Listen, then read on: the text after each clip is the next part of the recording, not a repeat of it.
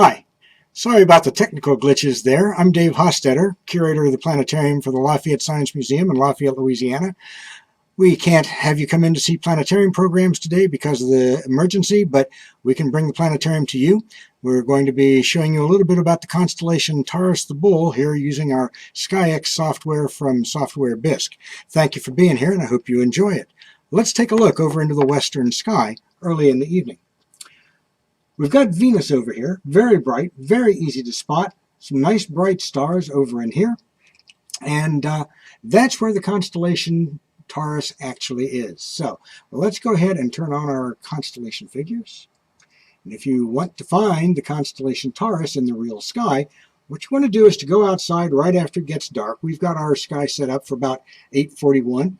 And go out just after it gets dark. Look over there in the west-southwest. Find the constellation Orion the Hunter. There are 3 stars in a row that mark the Hunter's belt. 2 bright stars above that to mark his shoulders, 2 more bright stars to mark his feet. And if you follow the belt off to the right, you're going to come to the constellation Taurus the Bull. And it's not extraordinarily bright, but there is 1 bright star in it and a group of fainter stars that looks a little bit like a letter V. Now, let's go ahead and kind of move into that and close in on it just a little bit. So this is supposed to be the head of the bull, where that's his eye, and that's his nose, and the other eye, and the top of the head.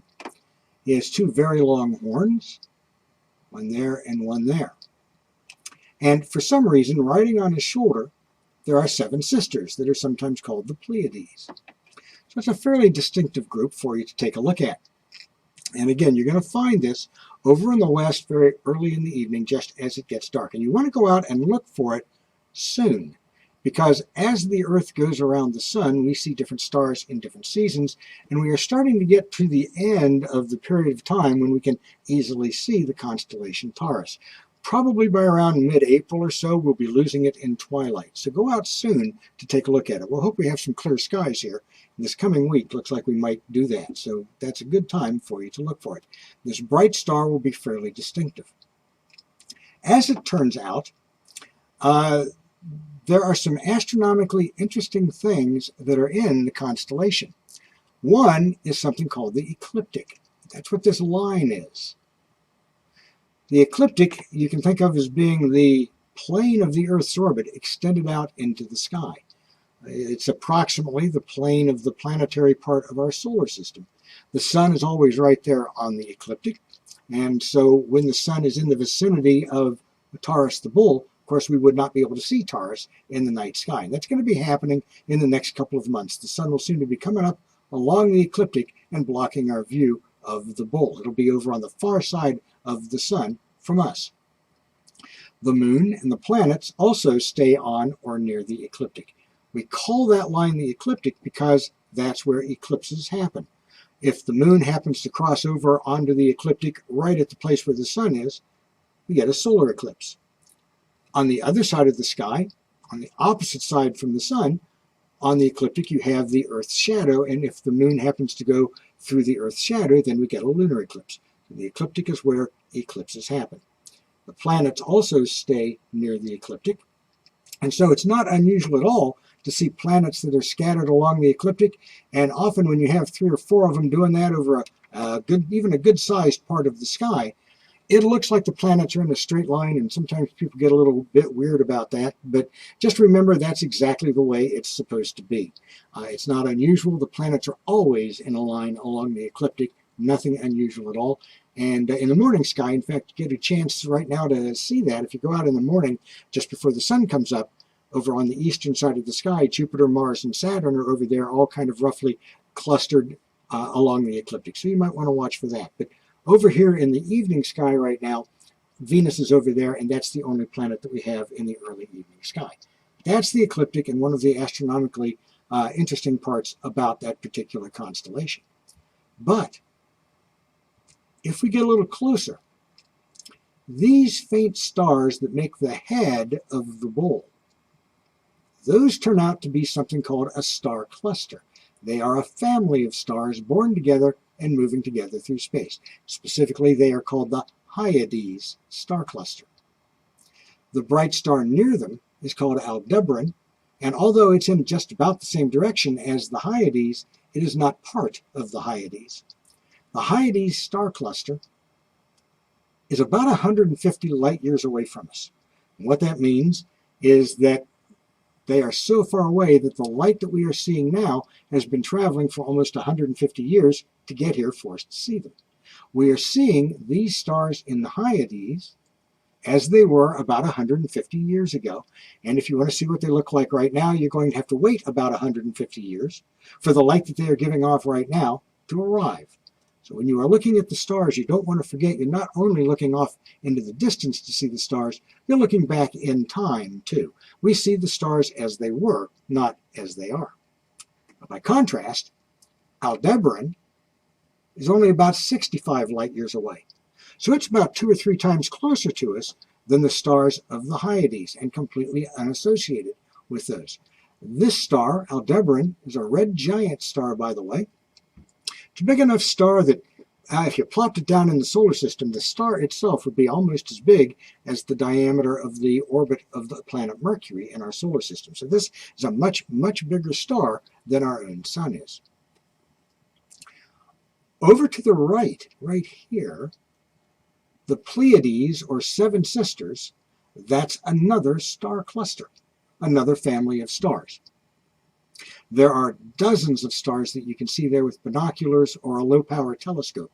If you have a telescope at home, be sure to take a look at that Seven Sisters group. Now, you want to use your lowest magnification because that will give you the biggest view. And even with the biggest view for most backyard telescopes, you'll be looking just at the Seven Sisters and not much else. It looks like a big mess of stars.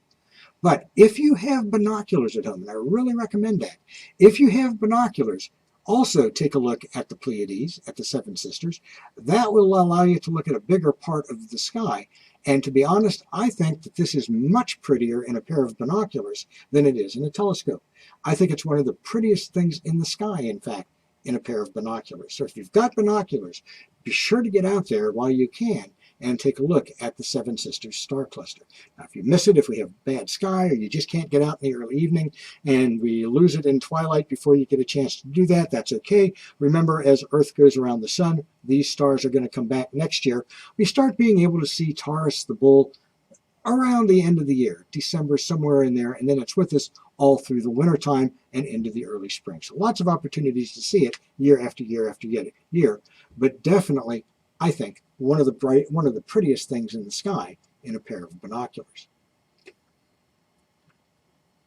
Let's back up just a little bit. There's some other interesting things here in the constellation Taurus. These two stars mark the tip of the horns of the bull. So you have the head here, the eye and the nose, and the other eye and the top of the head. One horn coming up like that, one horn coming up like that. Now, if you think about what bulls look like, that's not really what bulls look like. They don't have those horns that are sticking up quite like that. And it may be that this actually represents an extinct type of bull called an auroch. Aurochs went extinct back in the 1650s, but they were with humanity for many thousands of years before that. One of the things that I think is kind of interesting is that in Lascaux, France, in the southern France, there are some cave drawings there that date back about 16,500 years before present. There are horses and a lot of other animals, but there are also some bulls that look an awful lot like aurochs. And one of the drawings, right there at the shoulder of the bull, there are some dots that somebody 16,000 years ago painted that seem to be right there where the Seven Sisters ought to be in our constellation of Taurus the Bull. And so some people have speculated that this may be one of our earliest constellations, and that the idea of seeing a bull in this particular part of the sky may date back as much as 16,500 years ago. Now, that is very speculative, and we don't know if it's really correct or not, but that painting in that cave is there, and it's a magnificent thing to see, but really does make you wonder about how we see things up there in the sky. It's all imaginary, what we see up there, these constellations, but some of the constellations look more like what they are supposed to represent than others do. As it turns out, this star, top of that horn, is actually one of my favorite stars. And when you look at it in the real sky, you'll realize it doesn't really look like much. But I like it because it's got an interesting star name. It's got an old Babylonian star name. Now, the Babylonians lived about 4,000 years ago. So this star has had the same name for about 4,000 years. And the name of that star in ancient Babylonian was Shurnarkabti-Shishutu. Shurnarkabti-Shishutu. In ancient Babylonian, Shurnarkabti-Shishutu meant the faint star at the tip of the left horn of the bull. So it's a pretty good name for that star when you really stop and think about it. The other star that makes the other horn right there is called El Nath, an Arabic name that I believe means the budding one. But it also had a Babylonian star name that's around 4,000 years old. It was called Shurnarkabti Shah El Tanu, the faint star at the tip of the right horn of the bull. But we usually don't worry too much about that because it's only funny once. Good old Shurnarkabti Shishutu there. I like that one. Let's zoom in a little bit farther, in fact, and let's also take a look at some things that are deep in the sky. Going to turn on what are called Messier objects.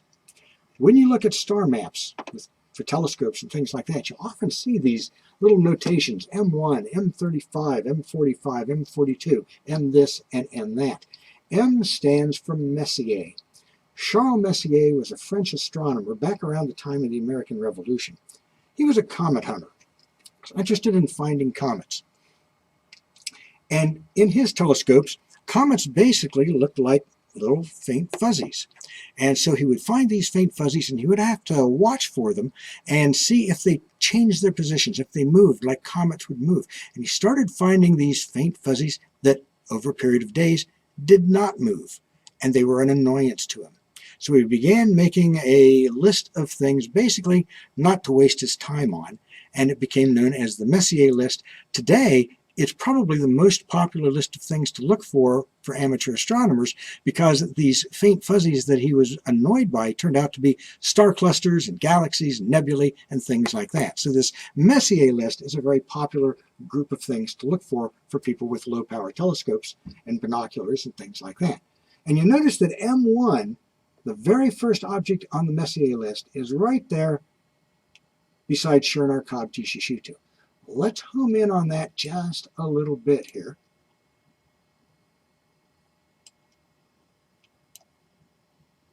And there's a little blob there. To find it, use your lowest power, point your telescope at Shurnarkabti Shishutu, let your telescope come downward a little bit so that Shurnarkabti Shishutu maybe just barely gets out of the view, and then move over to the right a couple of views and maybe you'll be able to come across it. It's going to look in a backyard telescope like a very, very faint, not quite circular, faint fuzzy. There is a reason we call these faint fuzzies. If you have lights around, if you're inside Lafayette or any city, you probably will not be able to find it because of the light pollution, all the lighting of the sky. You really do need a nice dark sky in order to see this thing. But this is something called a supernova remnant. It is the remains of a star that exploded, a star that was much more massive than the sun. You will not, in a telescope, see all these colors. It just looks like a kind of a colorless, blobby, faint fuzzy. But this particular star's explosion was seen here on Earth in the year 1054. And this blobbiness, this material that used to be a star, has been expanding outward ever since. It's estimated to be about 6,500 light years away from us. It's difficult for us to get good distances on things like this, but they're about 6,500 light years away, give or take maybe 1,000 light years. So there's some possible error there. But it showed up in 1054, and this stuff has been expanding, and we've been watching it with telescopes over the last couple of hundred years. This is basically nature's way of spreading heavy elements through the galaxy. These heavy elements that are heavier than hydrogen and helium and things like that get manufactured inside stars and inside these titanic explosions that are called supernovas, and then that stuff ultimately spreads through the galaxy and ends up as heavy elements in future generations of stars and solar systems. So we are seeing the end of a star and material that will end up sooner or later, perhaps inside some other star, many, many generations of stars from now. So that's Messier 1. A little bit tough to see if you have lights around, but definitely worth taking a look. So that is the constellation of Taurus the Bull. And I'd encourage you to go out and take a look at it. Remember, it's over there in the western sky. Venus happens to be over there right now, but that is not always true. The real way to find it is to find this nice bright constellation of Orion the Hunter and take a look at that and use that to try to use the belt of the Hunter to find Taurus. And I'd like to invite you to go out and take a look around, see if you can find it. As you find this, don't forget to show it to your friends and family, because lots of people like to be able to find things up there in the sky, and it really is kind of a fun thing to be able to do. Thanks for being with us live from the planetarium.